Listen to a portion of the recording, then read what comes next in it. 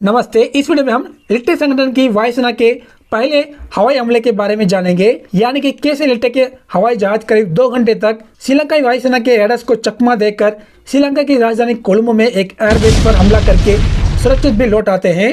और ये भी देखेंगे कि कैसे लिट्टे एक छोटे से पैसेंजर प्लेन को लड़ाकू विमान में बदल देता है। और राडर से बचने के लिए लिट्टे के पायलट्स कौन-कौन से हथकंडे अपनाते हैं, क्या लिट्टे का पहला हवाई हमला सफल था, ऐसे कई रोचक बातों को हम इस वीडियो में देखेंगे। इसलिए वीडियो को स्किप मत करना और आखिर तक देखना। अगर वीडियो पसंद आता है तो जरूर लाइक करना और चैनल पर पहली बार आए हो तो सब्सक्राइब जरूर करना।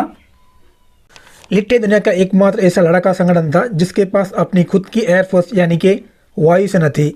आपको ये जानकर और भी आश्चर्य होगा कि लिट्टे ने 1980 के दशक में खुद ही एक लड़ाकू विमान बनाकर उसे उड़ाने की कोशिश भी की थी। ये 1986 और 87 की बात है, तब इलम वार 1 चल रहा था। उसके बाद इंडो श्रीलंकन अकॉर्ड साइन हुआ और बाद में लिट्टे और आईपीकेएफ भिड़ गए। इस बारे में हमने पहले ही एक वीडियो देखी है। जब लिट्टे और आईपीकेएफ के बीच जंग छिड़ी तब भारतीय वायुसेना के निशाने पर जाफना में स्थित लिट्टे के कई हथियार बनाने की फैक्ट्रीज भी थी। ऐसे ही एक हथियार की फैक्ट्री पर हुई बमबारी में वहीं पर खड़ी लिट्टे की पहली विमान भी नष्ट हो गई। 90 के दशक में लिट्टे विदेशों से ग्लाइडर विमानों को खरीदकर श्रीलंका लाती है और उसकी मदद से उन्होंने अपने पायलट्स को ट्रेनिंग देना जारी रखा। 1998 में पहली बार लिट्टे ने औपचारिक तौर से अपनी वायुसेना का ऐलान किया। हर साल लिट्टे नवंबर के महीने में 27 तारीख को द ग्रेट हीरोज डे मनाता था और लिट्टे और आम तमिल जनता अपने शहीद हुए लड़ाकों को याद करते थे। लिट्टे के शासनकाल में हर साल ये बहुत ही अहम दिन हुआ करता था। इसी दिन लिट्टे प्रमुख प्रभाकरण अपनी जनता को संबोधित भी करते थे। वैसे ही 1998 में ग्रेट हीरोज डे के दिन लिट्टे की वायुसेना ने लिट्टे के एक सिमेट्री पर फूल बरसाने की बात कही थी। 2002 में जब लिट्टे और श्रीलंकाई सरकार के बीच शांति वार्ता शुरू हुई तब कहा जाता है कि पूर्व अफ्रीका देश इरिट्रिया से लिट्टे कुछ हवाई जहाज़ों को खरीदकर उनको अलग अलग हिस्सों में खोलकर इलम यानी कि अपने इलाकों में लेकर आई और फिर असेंबल करके अपने पायलट्स को ट्रेनिंग देना शुरू कर दिया। 2004 में जब सुनामी आई थी तब श्रीलंका में वहां बचाव कार्य में लगे विदेशी पायलट्स ने एलटीटी के इलाकों में जंगल के बीचों बीच एक हवाई पट्टी को देखने का दावा किया था। लिट्टे की वायुसेना को बनाने का श्रेय उनके सीनियर कमांडर कर्नल शंकर को जाता है। इन्होंने मद्रास यानी कि चेन्नई के एक कॉलेज में एरोनॉटिक्स की पढ़ाई की थी और बाद में एयर कनाडा में भी काम कर रहे थे। 1983 में हुए तमिल विरोधी हिंसा में जब 3000 से ज़्यादा आम तमिल नागरिकों की हत्या कर दी गई तब ही अपने वतन वापस लौट आए और हजारों तमिल लड़कों की तरह इन्होंने भी लिट्टे ज्वाइन कर ली। लिट्टे की वायुसेना का नाम था वान बुलिगल, इसका मतलब स्काई टाइगर्स, एयर टाइगर्स ऐसा था। हालांकि लिट्टे ने अपनी पहली ऑफिशियल एयर रेड 24 मार्च 2007 को की थी, लेकिन उससे पहले ही लिट्टे के वायुसेना ने कुछ और रहस्य ऑपरेशन भी किए थे। लेकिन अपनी वायुसेना का रहस्य बनाए रखने के लिए उस समय उन अटैक्स का श्रेय लिट्टे ने नहीं लिया था। पहला एयर रेड लिट्टे की वायुसेना की पहली रेड में उनके निशाने पर था राजधानी कोलंबो में स्थित श्रीलंकाई वायुसेना का कट्टनायका एयरबेस। 2000 में लिट्टे के ब्लैक कमांडोज ने वहां पर घुसकर एक हैरतअंगेज आत्मघाती हमले को अंजाम दिया था। उस डेयरडेविल अटैक के बारे में हम दूसरे वीडियो में देखेंगे। अब तकरीबन 6 साल बाद लिट्टे उसी एयरबेस पर हवाई हमले का प्लान बनाता है। 2001 की तरह उसका कारण भी सेम था। श्रीलंका की राजधानी कोलंबो में देश का इकलौता अंतर्राष्ट्रीय एयरपोर्ट बंडारनायका एयरपोर्ट है। इस एयरपोर्ट के ठीक सामने ही कट्टनायका एयरबेस है और ये एयरपोर्ट और एयरफोर्स दोनों एक ही रनवे को यूज़ करते हैं। इसराइल के कफीर जेट्स और रशिया के मिग 27 जैसे उस समय के आधुनिक जेट विमानों को ऐसे ही लंबे और चौड़े रनवे की जरूरत थी।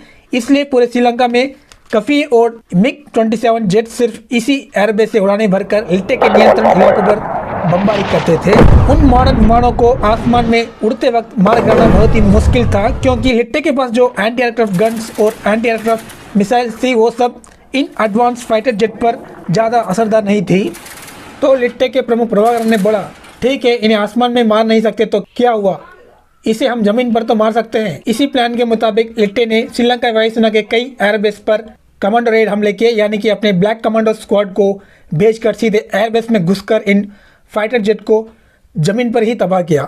जैसे कि ट्रिनकोमाली में चाइना बे एयरफोर्स बेस अटैक, कोलंबो में कट्टनायका एयरबेस अटैक, जाफना में पेलाली एयरबेस अटैक, वोनिया में Joseph base attack, Anuradhapura airbase attack, इन सभी अटैक्स के बारे में हम आने वाली वीडियोस में देखेंगे।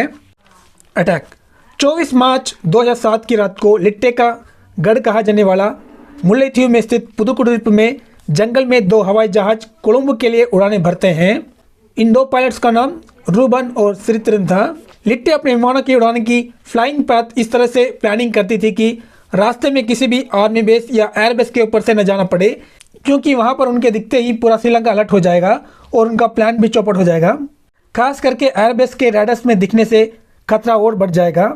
दुश्मन की आंखों में धूल झोंक कर अपने टारगेट तक पहुंचने के लिए लिट्टे बहुत सारे टैक्टिक्स यूज़ करते थे, जैसे कि उड़ते वक्त अपनी हवाई जहाज़ों की सारी लाइट्स ऑफ कर देना। अंधेरे में दुश्मन को इंजन की आवाज़ तो सुनाई देगी, लेकिन निशाना लगाने के लिए कुछ दिखाई नहीं देगा। बहुत ही कम ऊंचाई पर उड़ना, ऐसा करने से दुश्मन के रडार्स को लगेगा कि यह कोई बिल्डिंग या ट्रक से टकराकर वापस आने वाली सिग्नल्स है। ऐसे ही उस दिन भी लिट्टे के हवाई जहाज रास्ते में आने वाले सेना के बेस को अवॉइड करते हुए अपनी सारी लाइट्स ऑफ करके कम ऊंचाई पर उड़कर कोलंबो की तरफ जा रहे थे। तभी रात के करीब 12 बजे वउनिया के पास गणेशपुरम नाम की जगह पर स्थित श्रीलंकाई पुलिस के STF कमांडो की एक चौकी के ऊपर से ये दोनों विमान गुजरते हैं। क्योंकि लिट्टे के पायलट्स लाइट्स ऑफ करके जा रहे थे, इसलिए वहाँ मौजूद कमांडोज को काले आसमान में तो कुछ दिखाई नहीं दिया, लेकिन इंजन की आवाज़ों को वो पहचान जाते हैं और फ़ौरन पास के वउनिया और अनुराधापुरम एयरबेस को उसकी सूचना देते हैं। वउनिया एयरबेस अपनी पूरी लाइट्स ऑफ कर देता है और एयरबेस की सुरक्षा बढ़ाने के साथ ही लिट्टे के लड़ाकों को ढूंढने के लिए एयरबेस की सीमा के पास सर्च टीम्स भेज देता है।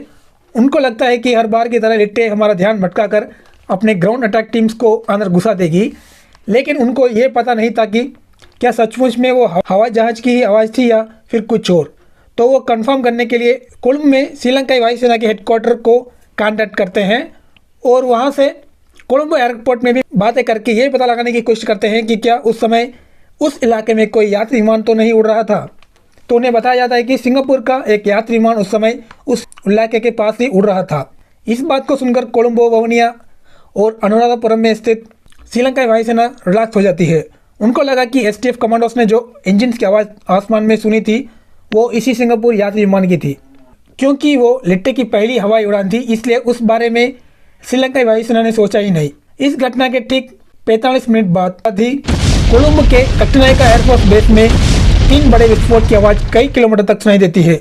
इन बड़े बम विस्फोट के बाद एयरबेस से बहुत देर तक मशीन गन्स की आवाज़ें आती है।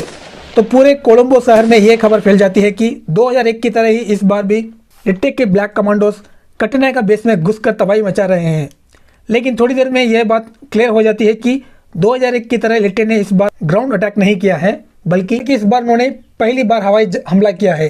लिट्टे के 2 हवाई जहाज़ों ने कुल 4 बम गिराए थे, लेकिन क्योंकि वो लिट्टे का पहला हवाई हमला था, इससे लिट्टे के कुछ बम निशाने पर नहीं लगे। 4 में से 1 बम तो फटा ही नहीं।